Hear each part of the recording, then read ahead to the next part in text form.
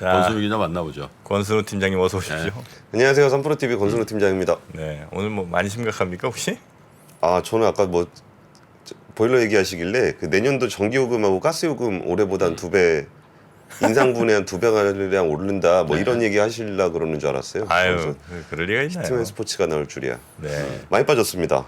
다우존스 2.25% 빠졌고요. S&P 500도 한 2.5%, 나스닥은 3% 넘게 네. 빠졌습니다. 아, 그렇습니까? 근데 별다른 일도 없어요. 아, 특별한 이유 없이. 별다른 일은 없는데 많이 못 빠졌습니다. 믿겠다 연준이지 뭐.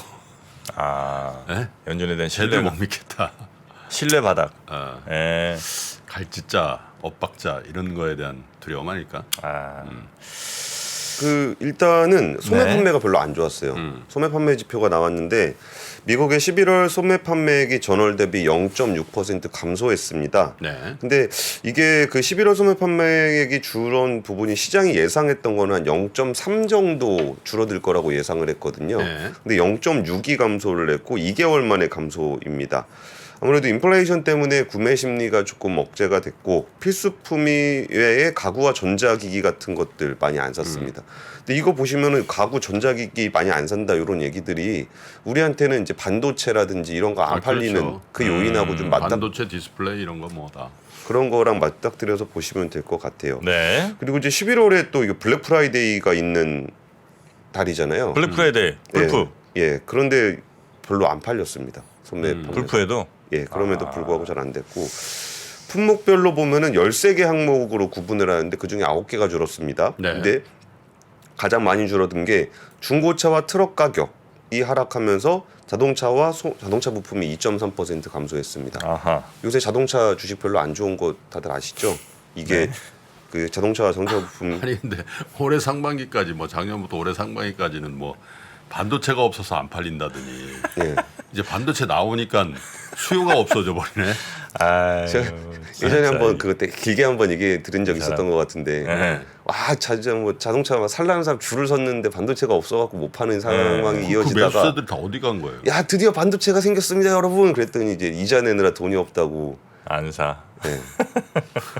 그리고 얼마 전에 그 현대차의 그 대기 수요 있잖아요. 네. 사전 계약 수요가 뭐 완전히 사라졌다 뭐 이런 얘기들이 좀 있어가지고 좀 알아봤었거든요. 네. 근데 그렇게 아예 사라진 정도까지는 아니더라고요. 네. 뭐 시중에서 나오는 얘기는 뭐 차 요새는 한 달이면 받는다, 두 달이면 받는다 뭐 이런 얘기들이 좀 있었어요. 네. 근데 그런 정도는 아니더라고요. 한 그래도 그랜저 같은 거 주문하면 한 6, 7개월 정도는 여전히 기다려야 되고. 근데 그 하이브리드 차종은 진짜 여전히 오래 기다려야 되더라고요. 그래요? 네, 산타페 하이브리드나 뭐 그랜저 하이브리드 이런 거는 꽤 오래 기다려야 됩니다. 그래서 그런 부분들에 대해서 근데 물론 이것도 자기 순번 돌아와야 취소하는 거거든요. 그러니까 이게 또 얼마나 또 취소가 될지는 모르겠는데 근데 어쨌든 그 약간 기대와 우려가 되게 좀 멀리 떨어져 있는 것 같아요. 이게 변동성이 좀 커질 때 이런 일 벌어지거든요. 네, 네. 뭐 누구는 뭐 너무 금방 받을 수 있다, 누구는 되게 아직 오래 기다려야 된다, 뭐 이런 얘기가 나오는 거는 아직 방향성을 못 잡았다는 건데, 네. 근데 어쨌든 미국에서는 그러니까 우리나라 좀 전에 제가 말씀드린 건 우리나라 얘기고 미국에서는 그 자동차와 자동차 부품이 2.3% 감소했고요. 그 휘발유 가격 내리면서 연료 지출 0.1% 줄었습니다. 그리고 뭐 백화점은 2.9, 가구는 2.6, 홈센터 2.5, 전자기기 1.5, 스포츠용품 0.6, 의류, 온라인 판매, 무점포도 다 줄었습니다. 그럼 늘어난 게 뭐가 있나 보니까 외식이 0.9, 서비스. 예, 식음료가 0.8. 그러니까 우리가 일반적으로 알고 있는 수치하고 좀 비슷한 감으로 알고 있었던 것이 숫자로 이렇게 나타나고 있는 것 같아요. 근데 이제 인플레하고 금리 상승 때문에 가계가 부담을 좀 느끼고 있긴 한데 그 애널리스트들이 분석하는 거는 이제 그래도 노동 시장이 좀 건강하다.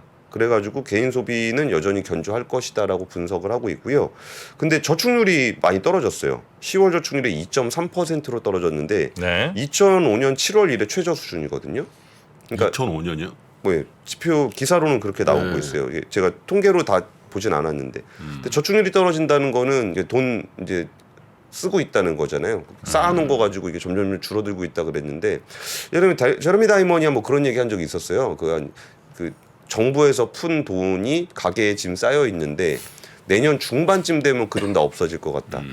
그쯤 되면 이제 경기 침체에 대한 얘기를 좀 하려고 그랬던 것 같은데 네. 그런 숫자들이 이렇게 야금야금 좀 나오고 있습니다. 그러면서 여전히 방향성을 잘 모르겠는 게 이제 실업수당 청구하는 미국인이 7월 이후 최대폭으로 감소했습니다. 그러니까 실업수당 청구를 안 해요. 고용시장이 여전히 강하다는 그러니 건데 진짜 연준이 갈팡질팡할 수밖에 없네. 그러니까. 그러니까 이게 로이터에서 사전 집계한 사전 전문가 전망치가 23만 건 정도 됐거든요. 네. 이번 주에 실업수당을 한 23만 명 정도가 신청할 것 같아라고 생각했는데 실제 숫자를 까보니까 21만 건, 2만 건이나 빠져요. 그러니까 이게 뭐 빅테크에서 대량 해고가 이어지고 있다라고 얘기를 하고 있지만 뭐 여전히 다른 분야에서는 그 고용이 탄탄하게 이루어지고 있다는 얘기입니다. 그래서 이제 제롬 파월 의장이 이번에 FOMC 때 이 실업률 관련해서 했던 얘기가 극도로 타이트하다. 노동시장은 극도로 타이트하다. 구조적인 노동력 부족 상태에 있는 것 같다.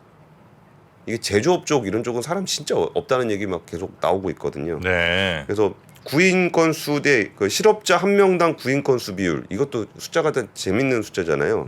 실업자가 한 명이 있는데 구인 건수가 몇 건이냐 그랬더니 그 구인 건수 실업자 한 명당 구인 건수 비율이 1.7명. 그러니까 여전히 뭐 저거는 구조적으로 미국의 이민 정책을 안 바꾸면 네. 저 해결이 안 해결 안 되는 될 것 거예요. 같은데. 네. 왜냐하면 트럼프가 들어오면서부터 장벽 세우고 뭐 외국인 취업에 대해서 뭐 사실 주변에 한국 유학생들 중에 거기 스테이하는 사람들 거의 없거든요. 요즘에? 영주권 스폰서를 안 해주니까 아. 비자를 안 주니까 다 네. 돌아오는 거예요. 그러니까 뭐 그런 부분도 있고 또 이제 뭐 식당이라든지 뭐 또 뭡니까 서비스업 쪽.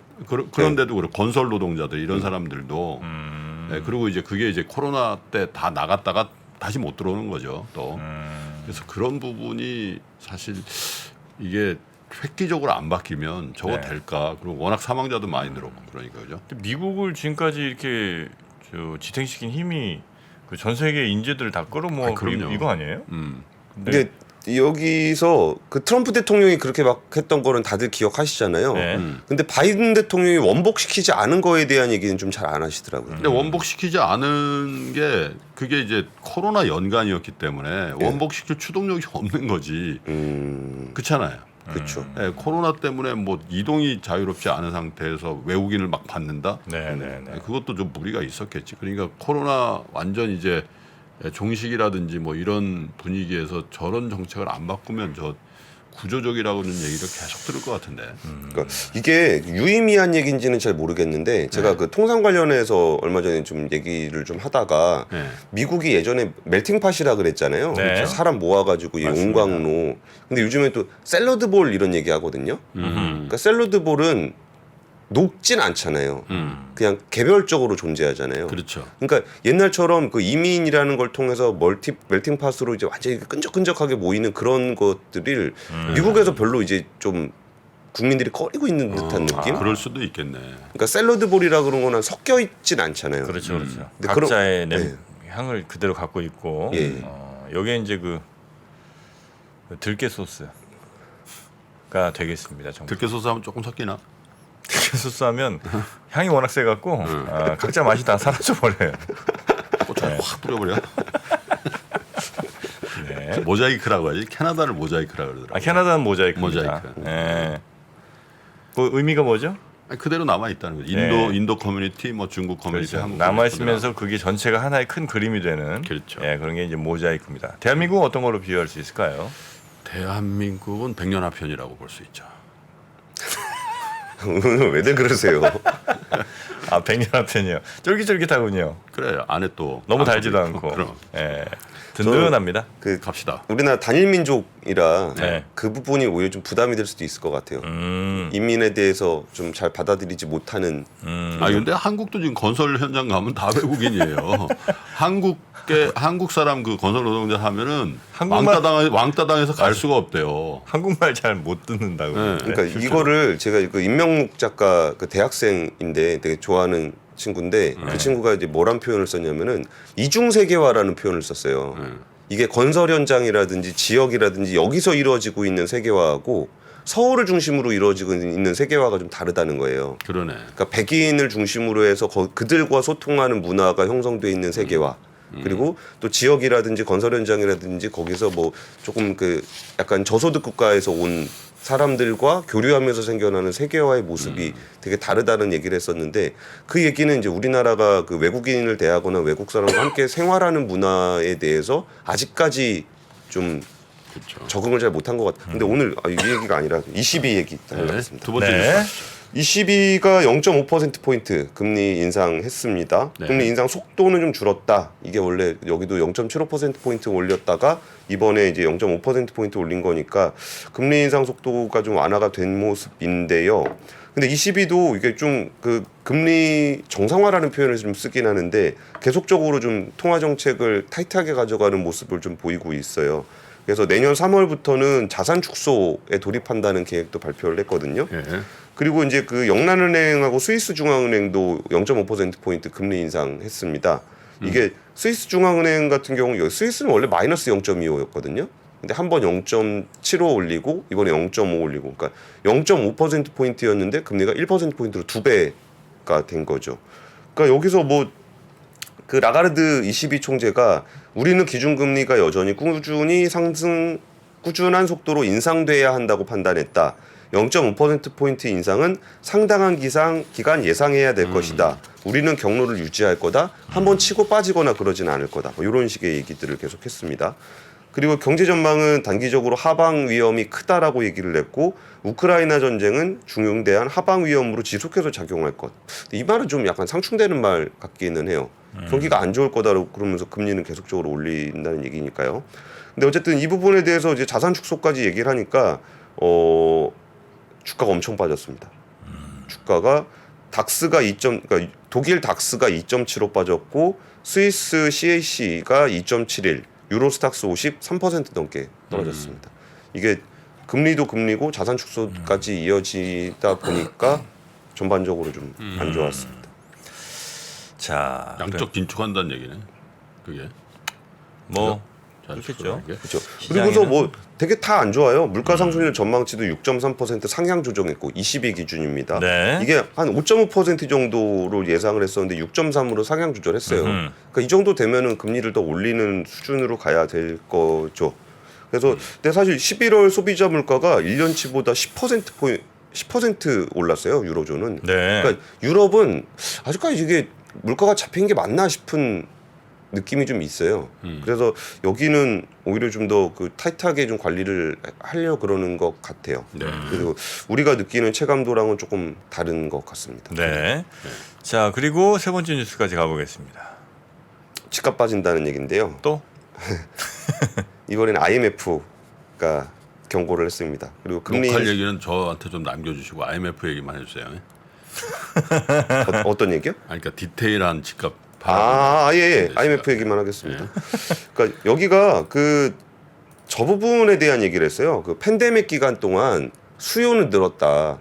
이게 뭐 사람들이 이제 다 집에 있어야 되니까 집에 대한 수요는 많이 늘었는데 금리가 워낙 낮다 보니까 가격이 크게 상승했다. 그러니까 우리나라만 얘기하는 게 아니라 우리나라가 한 3위 정도 되더라고요. 네. 뉴질랜드라든지 호주가 이렇게 더 많이 올랐고 우리나라가 한 3위 정도 됐는데 그러면은 지난해 연말을 기준으로 했을 때 한국 집값이 코로나 시작 전인 2019년 말에 비해서 올해 말까지 10%포인트 정도 하락할 수 있다라고 얘기를 했고 여기에 금리 인상을 더하면 하락폭은 더 커질 것이다 라는 얘기를 좀 했습니다. 이게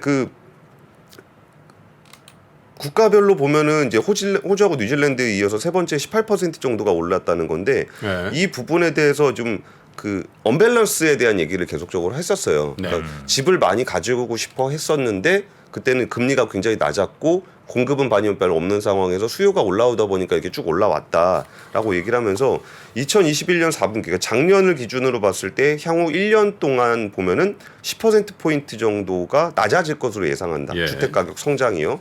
그래서 여기 제일 많이 오른 뉴질랜드 같은 경우는 20%포인트 빠질 거다. 뭐 이렇게 좀 IMF가 얘기를 하고 있어요. 네. 근데 IMF가 사실 집값 보는 기관은 아니잖아요. 근데 여기서 그나마라도 좀 위안이 되는 부분은 이 금융 사이드. IMF가 지금 걱정하는 거는 금융 사이드잖아요. 금융 사이드로 전이 될 거냐? 예. 그러니까 부동산 경기가 안 좋은 것이 금융 사이드로 전이가 돼서 금융위기로 이어질 거냐, 이 부분이 IMF가 보고 있는 포인트인데 네. 그런 부분에서는 선진국이나 개도국의 금융 부분은 건전해 보인다. 그리고 이런 충격 속에서도 탄력성을 유지할 네. 것으로 전망된다. 이게 아태 지역 중심으로 했던 얘기입니다. 그래서 위험 요소를 조기에 식별하기 위한 면밀한 감독이 필요하다. 그러니까 예. 딱 봤을 때 신용 위험으로 갈 정도는 아닌 것 같은데 그래도 부동산 쪽에서 이게 전이가 돼서 위험이 생길 수도 있으니 면밀하게 좀 관찰을 해라라는 거고, 그리고 이제 그 한 앞으로 1년 동안 3% 포인트 금리 인상 정도 하면은 2% 정도 주택 가격 상승을 낮출 수 있을 것이다라는 전망도 했습니다. 네. 자, IMF가 우리나라 집값 혹은 아태 지역의 집값에 대한 분석을 내놓은 그 기사까지 전해주셨고요. 안녕하세요. 저 김프로 김동환입니다. 올해도 많은 분들이 우리 청년들의 자립을 지원하기 위해서 3프로 다이어리를 구매해 주셨습니다. 그 따뜻한 마음에 저희가 보답하기 위해서 작은 성의를 준비했습니다.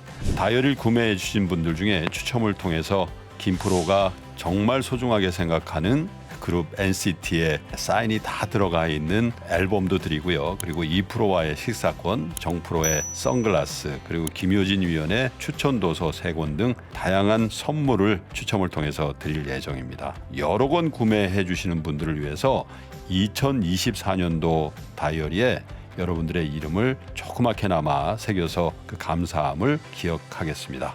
이웃과 따뜻한 마음을 나누는 연말연시가 되길 기원하고요. 새해에도 큰 부자 되시기를 기원하겠습니다. 늘 감사드립니다.